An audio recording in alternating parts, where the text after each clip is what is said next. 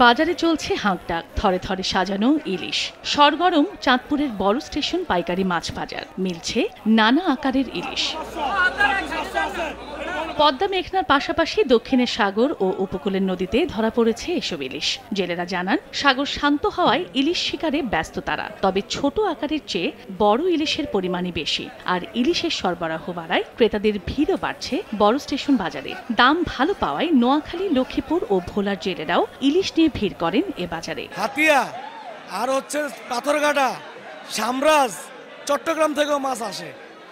নানান জাতের মাছ চাঁদপুরে আছে, চাঁদপুরের অরিজিনাল মাছও আছে। সাগরে ইনশাল্লাহ ভালো মাছ পড়তে আছে, প্রচুর মাছ, বড় মাছ। চাঁদপুরের বাজার ভালো, মাছটা এখানে দাম উপযুক্ত দাম পাওয়া যায়, এই কারণে মাছটা আনছি।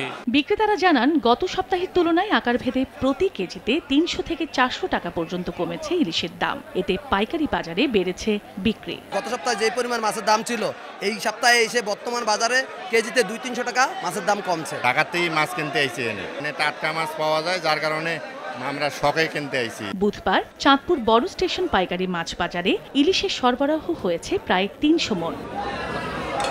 সময় সংবাদ, চাঁদপুর।